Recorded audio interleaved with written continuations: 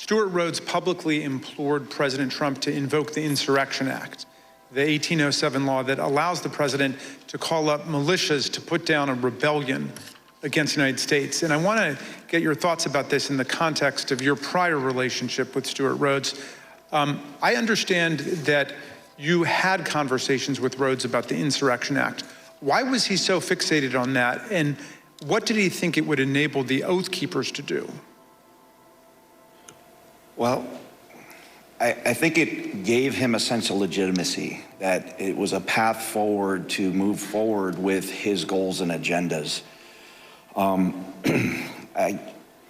think we need to quit mincing words and just talk about truths. And what it was going to be was an armed revolution. I mean, people died that day. Law enforcement officers died this day. There was a gallows set up in front of the Capitol. This could have been the spark that started a new civil war, and no one would have won there. That would have been good for no one. He was always looking for ways to legitimize what he was doing, whether by wrapping it in the trappings of it's not a militia, it's a community preparedness team. We're not a militia, we're an educational outreach group. It's a veteran support group. But again, we've got to stop with this dishonesty and the mincing of words and just call things for what they are. You know, he's a militia leader. He had these grand visions of being a paramilitary leader, and the Insurrection Act would have given him a path forward with that. You know, the fact that the president was communicating, whether directly or indirectly, messaging, you know, kind of that gave him the nod. And all I can do is thank the gods that things did not go any worse that day. What did the Oath Keepers see in President Trump? They saw a path forward that would have legitimacy. They saw opportunity, I think, in my opinion, to become a paramilitary force, you know? Last week, the Department of Justice indicated that it has evidence of the Oath Keepers bringing not just firearms, but explosives to Washington ahead of January 6th. And the committee's also learned that Stuart Rhodes stopped to buy weapons on his way to Washington and shipped roughly $7,000 worth of tactical gear to a January 6th rally planner in Virginia before the attack. Did you ever hear Rhodes discuss committing violence against elected political leaders? Yeah, I mean, that went back from the very beginning of my tenure. One of the first assignments that he brought to me, wanting me to do as more of a graphic artist function, was to create a deck of cards. You may remember back to the conflict in the Middle East, where our own military created a deck of cards, which was a who's who of kind of the key players on the other side that they wanted to take out. And Stuart was very intrigued by that notion and influenced by it, I think. And he wanted me to create a deck of cards that would include different politicians, judges, including up to Hillary Clinton as the Queen of Hearts. This is a project that I refused to do. But from the very start, we saw that. There was always the push for military training, including there were courses in that community that went over explosives training. So yeah, this all falls in line. Mr. Van Tatenhoff, you say in your very thoughtful written testimony that we received today that you fear what the next election cycle will bring. And you also say that we have been exceedingly lucky in that we have not seen more bloodshed so far. I wonder if you would elaborate on those two statements. I think as far as the luck goes, we've had the potential from Bundy Ranch on. I mean, being boots on the ground at these standoffs, and they were standoffs where there were firearms pointed across lines at federal law enforcement agencies, you know, whatever it may be with that particular standoff. But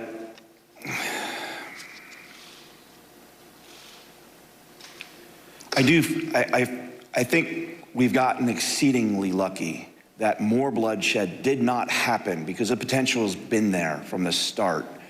And we got very lucky that the loss of life was, and as tragic as it is, that we saw on January 6th, the potential was so much more. Again, all we have to look at is the iconic images of that day with the gallows set up for Mike Pence, for the Vice President of the United States. You know, and I do fear for this next election cycle, because who knows what that might bring. If a president that's willing to try to instill and encourage to whip up a civil war amongst his followers using lies and deceit and snake oil, and regardless of the human impact, what else is he going to do if he gets elected again? All bets are off at that point. And that's a scary notion. I have 3 daughters. I have a granddaughter. And I fear for the world that they will inherit if we do not start holding these people to account. Thank you for your testimony, Mr. Van Tatenhoff. Mr. Ayers, I first want to ask you about what finally caused you to leave on January the 6th. We know that the medieval-style combat with our police, the occupation of the building, this was going on for several hours until the president issued at 4:17 a tweet, I believe, that included a video telling people to go home. Did you see that, and did that have any effect on what you were doing? Well, when we were there, as soon as that come out, everybody started talking about it, and it seemed like it started to disperse, you know, some of the crowd. Obviously, you know, once we got back to the hotel room, we seen that it was still going on, but it definitely dispersed a lot of the crowd. And did you leave at that point? Yeah, we did. Yeah, we left. So, in other words, that was the key moment when you decided to leave, when President Trump told people to go home. Yeah, yep, we left right when that come out. You were not a member of an organized group like the Oath Keepers or the Proud Boys, as most of the crowd wasn't. I wonder, on January 6th, was it your view that these far-right groups like the Oath Keepers and Proud Boys and 3%ers and others were on your side? Did you have any reservations about marching with them and rallying with them? Well, I definitely didn't have a problem, you know. I was probably following them online myself. You know, I thought, you know, hey, they're on our team, good. That's how I kind of looked at it at the time, you know, like, I didn't have a problem with it. I thought it was a good thing. I'm interested in hearing about what's happened to you since the events of January 6th. You told the vice chair that you no longer believe Trump's big lie about the election, but that's what brought you originally to Washington. Looking back on it now, how do you reflect on the role that you played in the crowd that day, and what is going on in your life? Basically, you know, I lost my job.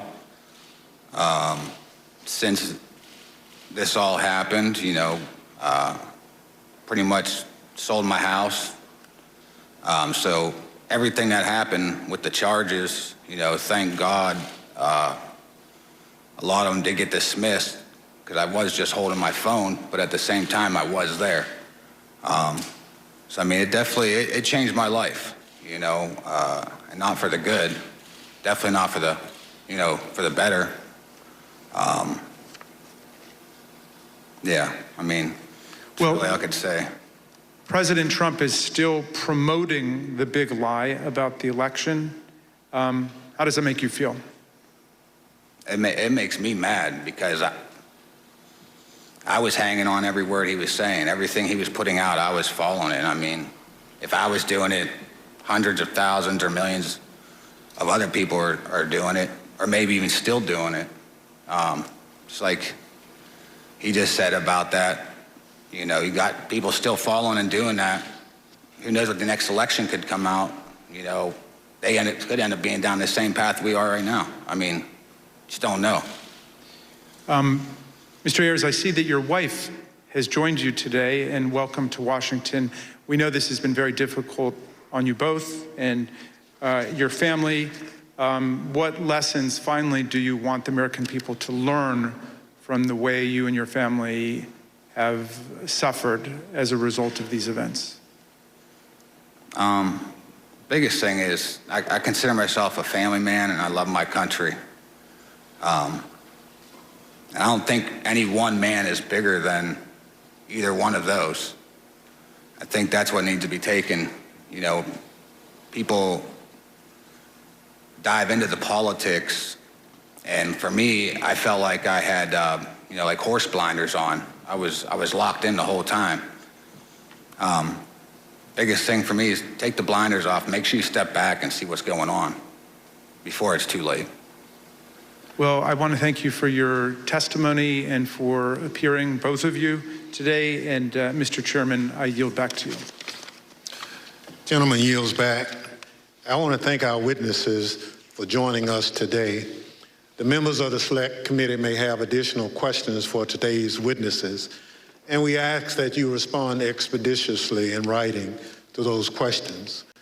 Without objections, members will be permitted 10 business days to submit statements for the record, including opening remarks and additional questions for the witnesses. Without objection, the chair recognizes the gentleman from Maryland, Mr. Raskin, for a closing statement. Thank you, Mr. Chairman. When Donald Trump sent out his tweet, he became the first president ever to call for a crowd to descend on the capital city to block the constitutional transfer of power. He set off an explosive chain reaction among his followers, but no one mobilized more quickly than the dangerous extremists that we've looked at today. Seizing upon his invitation to fight, they assembled their followers for an insurrectionary showdown against Congress and the vice president. On January 6th, Trump knew the crowd was angry. He knew the crowd was armed. He sent them to the Capitol anyway. You might imagine that our founders would have been shocked to learn that an American president would one day come to embrace and excuse political violence against our own institutions, or knowingly send an armed mob to attack the Capitol to usurp the will of the people. But you know, Mr. Chairman, the founders were pretty wise about certain things, and at the start of the Republic, they actually warned everyone about Donald Trump. Not by name, of course, but in the course of advising about the certain prospect that ambitious politicians would try to mobilize violent mobs to tear down our own institutions in service of their insatiable ambitions. In the very first Federalist paper, Alexander Hamilton observed that history teaches that opportunistic politicians who desire to rule at all costs will begin first as demagogues, pandering to the angry and malignant passions of the crowd, but then end up as tyrants, trampling the freedoms and the rights of the people. A violent insurrection to overturn an election is not an abstract thing, as we've heard. Hundreds of people were bloodied, injured, and wounded in the process, including more than 150 police officers, some of them sitting in this room today. I want to give you an update on one officer who was badly wounded in the attack and is well known to the members of this committee because he testified before us last year. Sergeant Aquilino Gunnell is an Army veteran who spent a year on active combat duty in the Iraq War and then 16 years on the Capitol Force.